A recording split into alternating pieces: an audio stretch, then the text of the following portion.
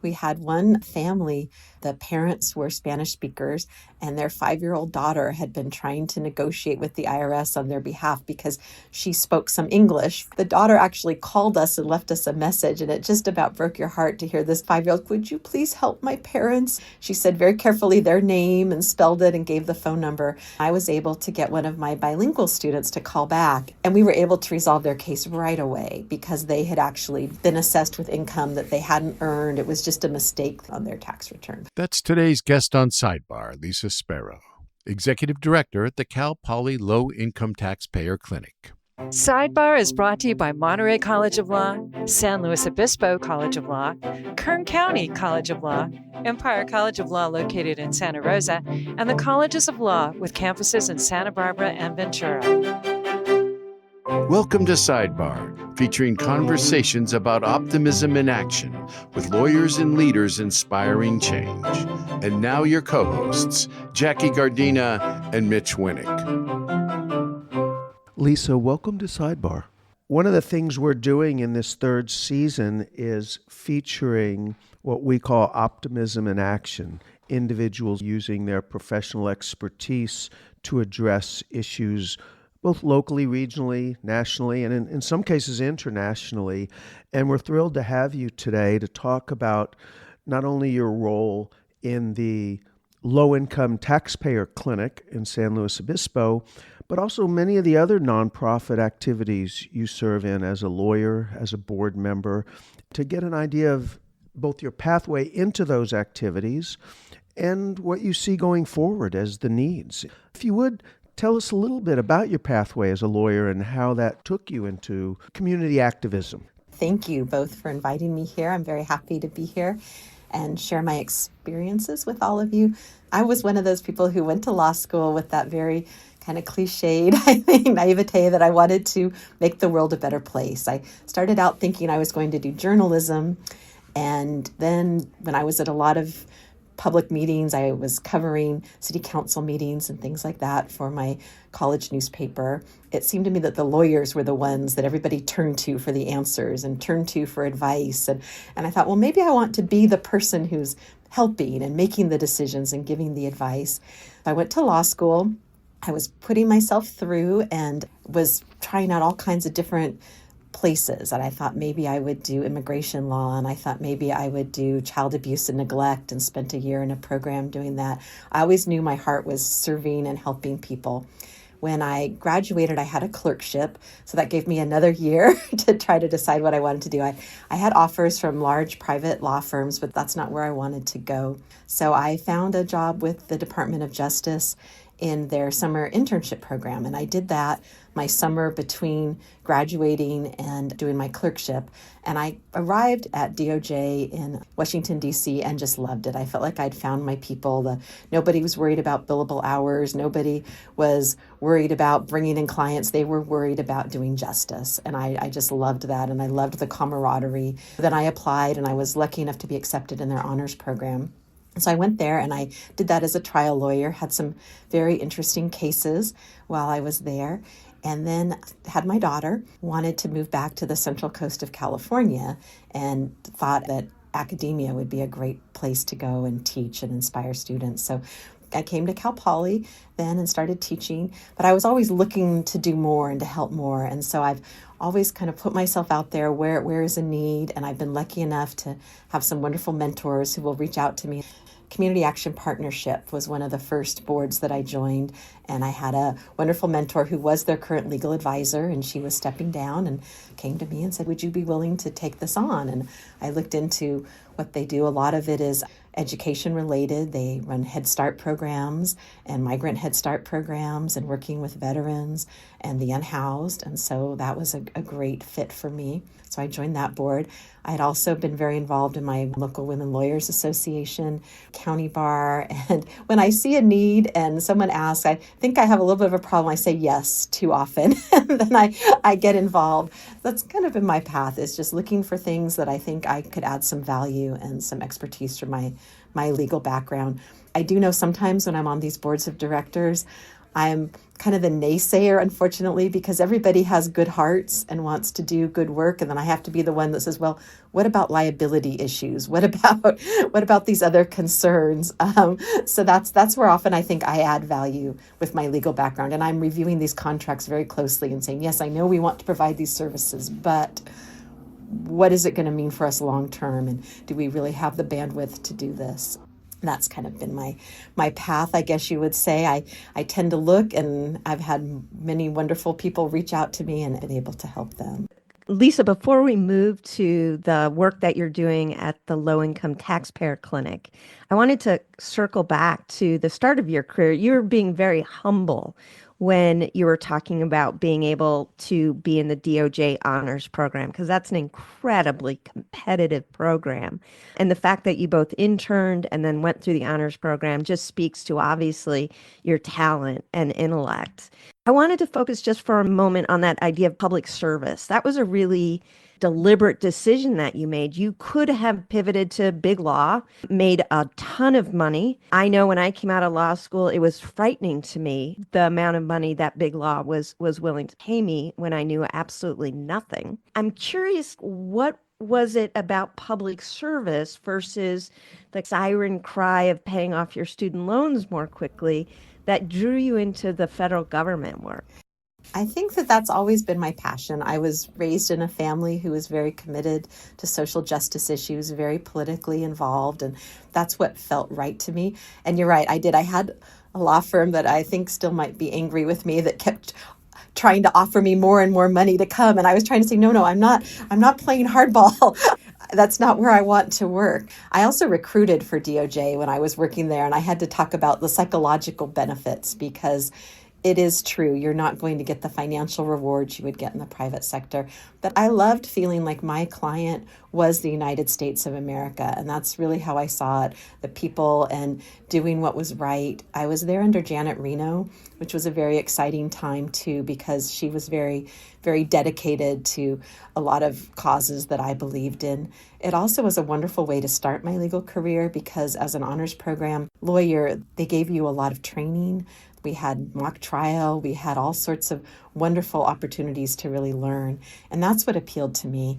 The other big advantage for me was I wanted to have my own cases. And day one, I had my own cases, which was very exciting, rather than being fifth or sixth chair at a big law firm and feeling like I was going to be drowning in discovery or making coffee. I was actually, as a 26-year-old fresh out of law school, able to handle cases, which was very exciting, and feel like I was on the side of justice. I represented the people, and I also represented the government agencies. But if we had a situation where an agency had not done something correct, we were not going to defend them. We would then figure out, okay, how do we make this right? And we did have some situations where that came up very disconcerting at some points where I thought, oh, this wasn't done the right way. I learned some lessons in my early career, but I always felt like I was on the side of doing what was right, which was a good feeling to have. Thanks for that, Lisa. That's very helpful and very encouraging. I think that's a message that Jackie and I share with our current students, and one that we hope will always be an aspect of legal education as people are trying to decide how to direct their career.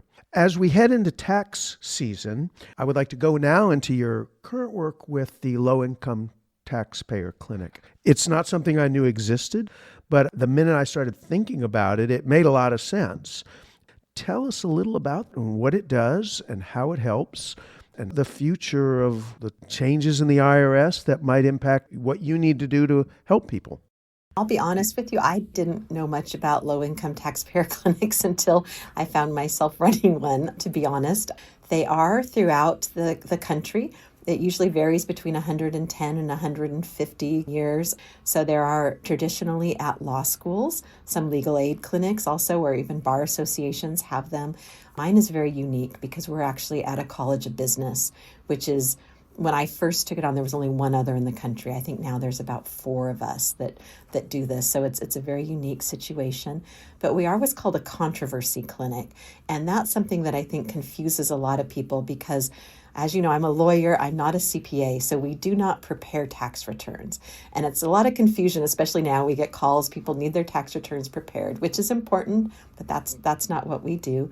We have people who come to us and they have a controversy with the IRS. It can be anything from, lately this year, we've seen a spike in identity theft victims. And so we have people who, they file their tax returns and then they get a notice from the IRS saying, you did not report this extra $80,000, $90,000 worth of income. Now you owe us penalties and interest and extra tax. And the clients are saying, no, we didn't earn that income. And then we figure out what happens. We also have clients who are innocent spouses, and these often arise in domestic violence situations where maybe one spouse was handling all of the finances, lied, underreported, and did something wrong on the tax return, and now they're coming after the other spouse as well. Those can be very interesting cases. We also have situations where people actually do owe the money. For instance, during COVID, a lot of people lost their jobs or their income went down. Maybe they faced medical issues. And so some clients did things such as take money out of their retirement accounts early, not realizing that was a taxable event. Now they still don't have a job. They owe taxes, penalties, and interest on an amount they've taken out. And so that's a case where they do owe the money, but they can't pay it. And then we work out what are called offer and compromises, where we get them deal with the IRS where they can pay a much smaller amount. We do all sorts of those, and we handle them at all levels. We also go to tax court and handle cases there too. It's basically, if you have a controversy, we will help you with it. All of our services are free. We don't charge anything. It's all pro bono. And that's because we're funded through a federal grant. And I think that's maybe what you were alluding to. Currently, there is some question about what might be happening with that funding. We don't know. We hear lots of rumors. We are hoping that it's going to be business as usual. And past administrations' funding of the low-income taxpayer clinics has always been bipartisan. It has never been a Republican versus Democrat issue. So we're hopeful that that will remain the case. But hard to say right now. We don't know for sure.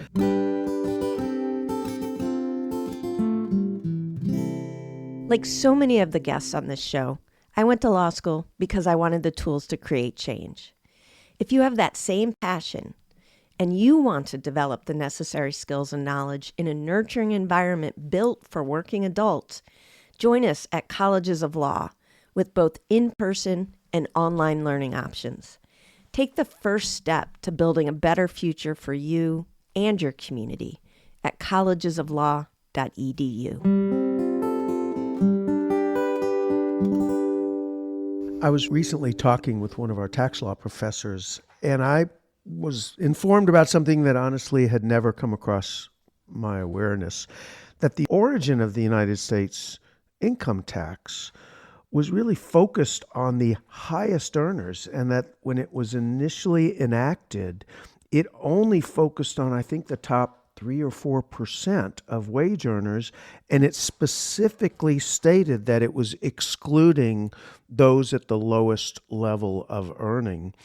Then you flip it around and look at the recent changes in both policy and tax law, where we're now cutting taxes to the highest earners, and there's evidently a disproportionate focus on the low-income filers for investigations and penalties and interest. How does that play out in your thinking about what you see happening to individuals related to how the tax policy works? All of that is very true. It's, I think, a reason why clinics such as these low-income taxpayer clinics are so important, because there is a lot of inequity in how these taxes are done. Another thing that we see, it's much easier to audit low-income people than it is to audit higher income. It can be done, with called a machine audit, basically a computer audit, where they plug in things such as the earned income tax credit, which is actually a social justice measure to provide money to low-income people who have earned income. And those audits are very frequent. They've done lots of studies, and the more you earn, the less likely you are to be audited. With our current tax system, it is fairly complicated. And if you are low income and don't have the means to hire an attorney or hire a CPA to help you, it can be very problematic because the IRS will be looking into you. I know the Taxpayer Clinic offers services in both English and Spanish. There's 220 different languages spoken in California, and I'm assuming people who don't have English as their primary language struggle the most with just following what is a very complicated tax system and then understanding and not being overly intimidated by the contact by IRS. What's the range of people the tax clinic sees? We see all different ranges. We have everything from college students. We actually have a student who was trying to get her financial aid, and they said she had this large tax liability she didn't know anything about, and turned out she was a victim of identity theft. We have a lot of farm workers who unfortunately seem to fall victim to identity theft fairly frequently. We had one family, the parents were Spanish speakers, and their 5-year-old daughter had been trying to negotiate with the IRS on their behalf because she spoke some English. The daughter actually called us and left us a message, and it just about broke your heart to hear this 5-year-old, "Would you please help my parents?" She said very carefully their name and spelled it and gave the phone number. I was able to get one of my bilingual students to call back, and we were able to resolve their case right away because they had actually been assessed with income that they hadn't earned. It was just a mistake on their tax return. But they'd been trying to deal with the IRS through their 5-year-old, which was not okay.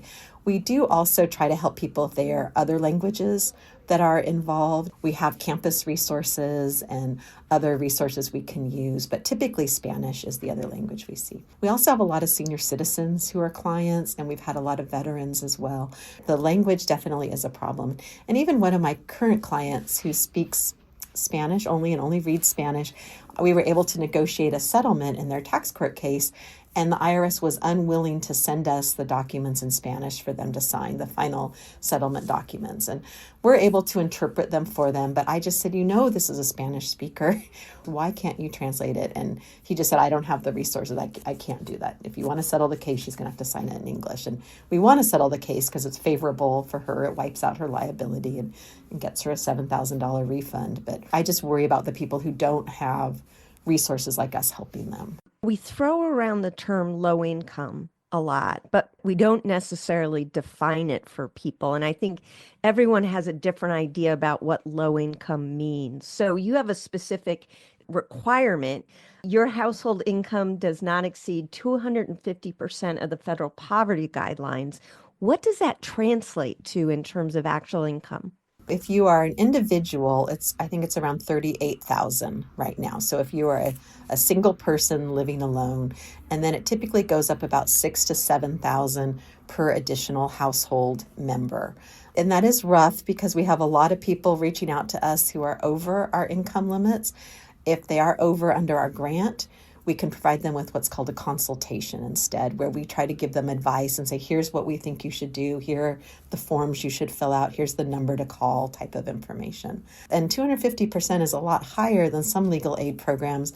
I know because I'll refer some of my clients to other legal assistant foundations for their problems, and they can't take them. But it is an issue. And particularly in California, we have tried to argue that we should have a higher level, because when you're comparing California to a lot of other parts of the country, the income requirements aren't the same. They're not. 38,000 would go much farther in Indiana or Ohio than in California. Using a standard across the country doesn't necessarily respond to the standards of living that are different. How is it that someone with $38,000 in income ends up with a tax bill that isn't related to identity theft or something like that? Or is that normally the kind of thing, it was something out of their control? I just think about the money being taken out. What happens that they end up triggering an IRS audit? Well, it can be all kinds of things. We also see a lot of cases dealing with dependents. If it's a divorce situation or both parents claim the same child, that triggers an audit. And then that has other repercussions because now they don't have a dependent child. Maybe they are not required to get the head of household. They can't get the earned income tax credit. So all of a sudden, they went from getting a $7,000 or $8,000 refund to owing $12,000 because now they have to pay the money back plus penalties and interest. That is a situation we see. We also see people who are self-employed and so maybe they're not having the withholdings.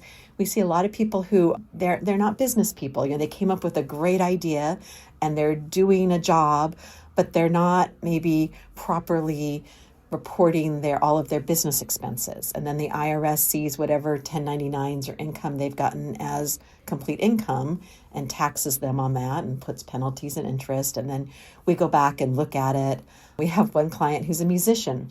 He was traveling around playing his music, was not making a lot of money. He mostly was selling merchandise to make money. He wasn't keeping great records of everywhere he traveled and everything he spent. And the IRS audited him and they thought he owed a lot of money. And we've had the students go back and recreate all the mileage, all the places he stayed, all of his expenses to show, no, this wasn't income. You can't tax him on his total amount of income. You have to account for all of his business expenses as well. And then we've seen several cases. This one was a recent one. A woman had made $4,500, and they put a .00 on her W-2. Well, there was a mistake. They took out the .00 and thought she had made $450,000, and she got a tax bill for $90,000. They missed the period. We see all kinds of situations. Another where someone did a corrected W-2, but they didn't check the corrected. And so now the IRS thought they had twice as much income because they had received two separate W-2s for this employee. Now they think they made $80,000 instead of $40,000. We never know when someone calls or walks in the door what situation it is, but we will figure it out and figure out how to deal with it.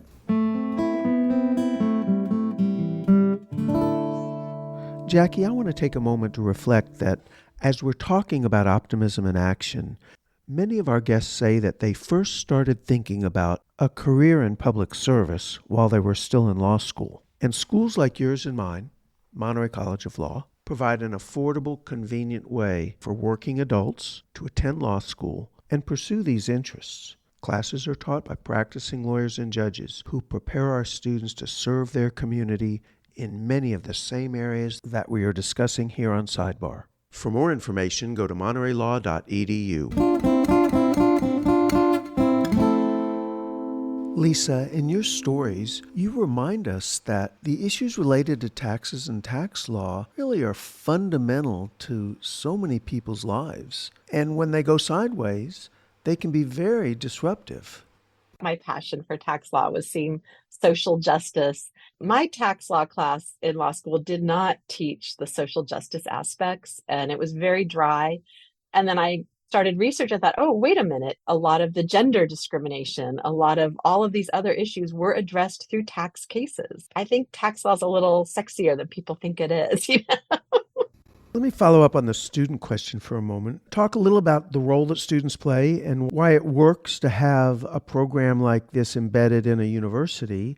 You've been doing this 14 years, I think. Has there been the turnaround where you've heard back from graduates who said, Lisa, thank you so much because of the work I did in this clinic. My career is now X, and I wouldn't have taken that path had I not worked with you in the clinic? Yes. It's funny. I just received an email a couple weeks ago from a former student who, it was so sweet. He had just become an IRS appeals officer. And he told me, he said, you took a scared 21-year-old boy, gave him the courage to make a phone call, to stand up to the IRS. He said, and now he'd been working at a private tax firm. He said, now I'm going back to the IRS. And he said, I remember how you always said how important those appeals officers are. He said, I'm going to be one of those. He said, and I promise you, I'm going to listen fairly with an open mind. And that just really made my day when he sent that. So a lot of the students do tell me that this is the most impactful work of their college career. I make them write a reflection paper at the end of each term where I ask them to tell me what they've learned and done. And a lot of them say that. I think it's very important, since I have accounting students, a lot of them are going to be out, they're not going to be doing the legal representation, but they need to know why it is so important that they listen to the clients, they do a good job with the clients.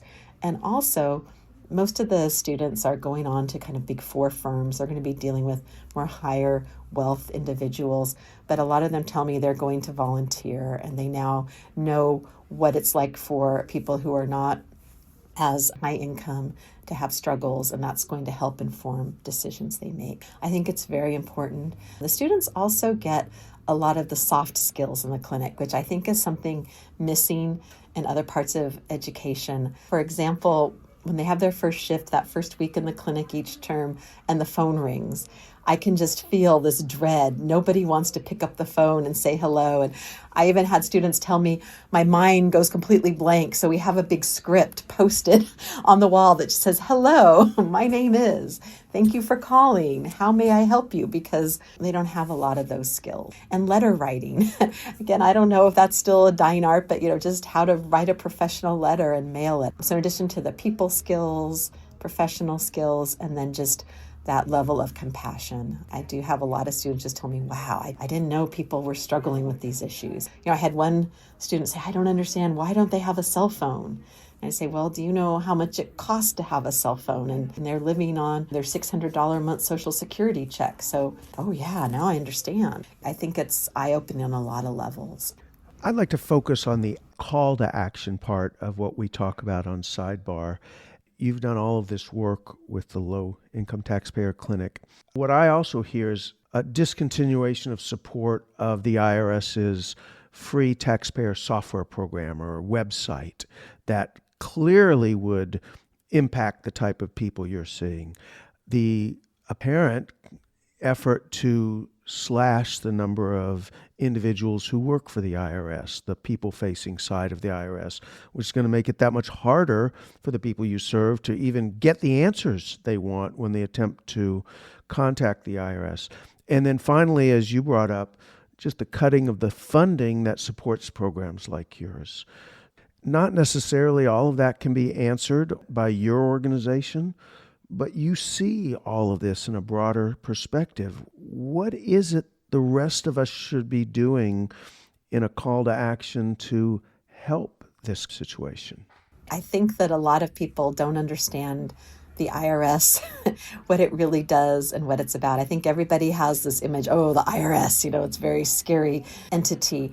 There is a taxpayer bill of rights that I don't know if people know about, and you have rights before the IRS. And if they are short-staffed, underfunded, inexperienced, it is harmful for everyone because that means it's going to be that much longer for justice to be done. I think people need to understand the IRS, understand that the more staffing it has, the more quickly our answers we will get answers from them. Also, return processing. If returns aren't processed correctly and quickly, that's a lot of refunds and money people aren't going to get. And a lot of our government programs, they rely on the funding that the IRS brings in. So I am very concerned. I know wait times are already up. It was something that had been a huge problem, and it was starting to get better. Just a few months ago, you could actually call the IRS and get through to someone.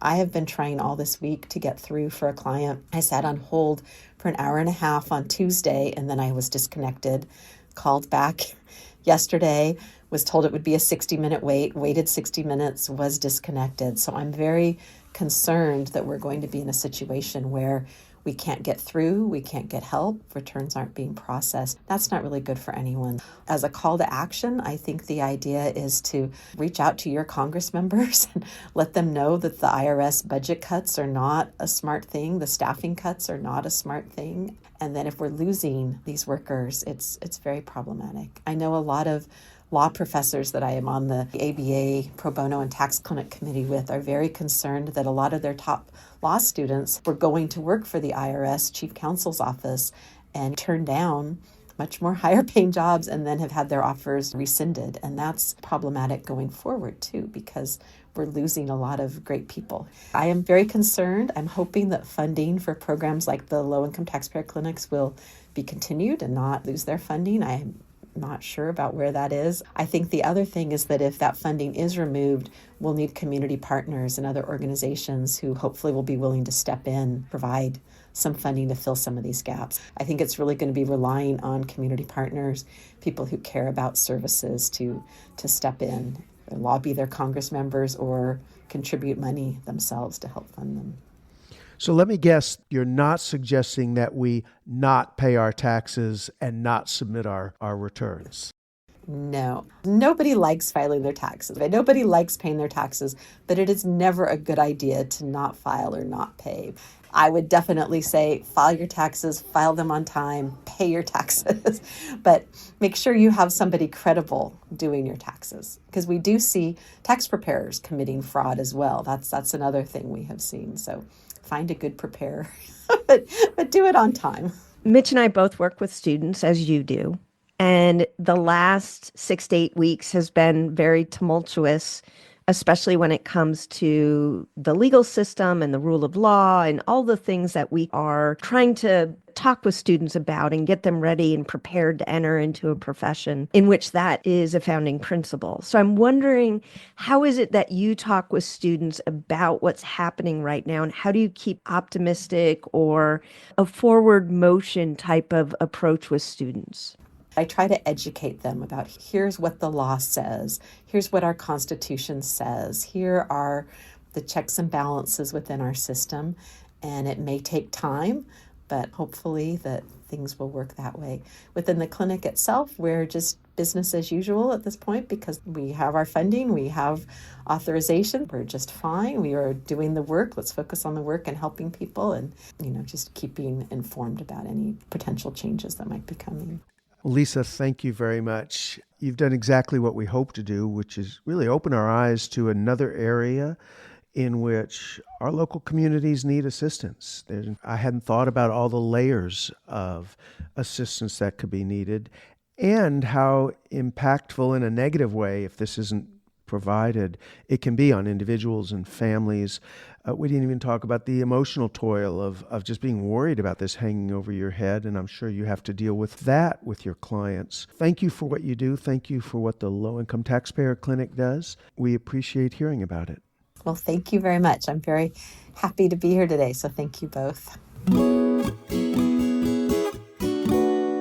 Jackie, I found it really helpful to learn about another aspect of community need that's being met by another type of a nonprofit. Lisa Sperow talked about the Low Income Taxpayer Clinic. And frankly, we have many clinics affiliated with the law school. Tax Clinic is not one of them. I really never thought about this and how deeply it could affect a broad range of the community. She talked about ag workers, which is a huge part of our two communities, the elderly, those who are not native English speakers.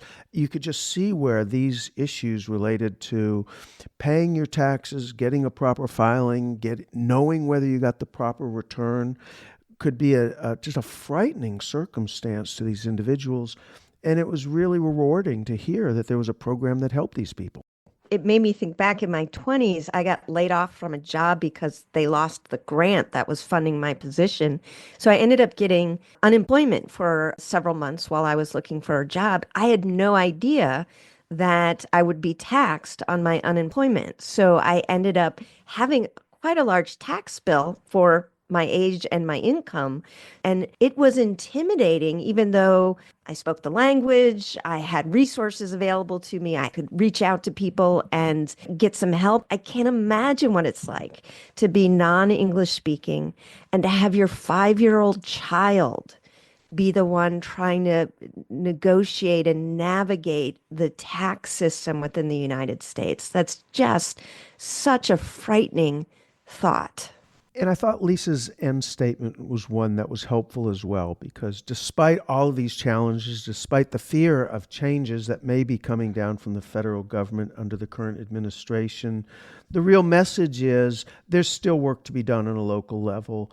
Keep your eye on the goal, work with the local community, identify the challenges that are needed, and don't let these other issues derail your effort to be someone who meets the qualifications of what we talk about, optimism in action.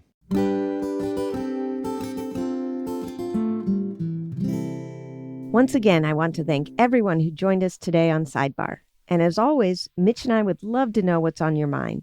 You can reach us at sidebarmedia.org. Sidebar would not be possible without our producer, David Eakin, who composes and plays all of the music you hear on Sidebar.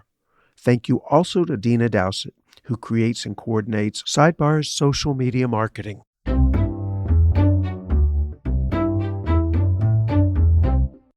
Colleges of Law and Monterey College of Law are part of a larger organization called California Accredited Law Schools. All of our schools are dedicated to providing access and opportunity to a legal education to marginalized communities. For more information about the California Accredited Law Schools, go to calawschools.org. That's calawschools.org.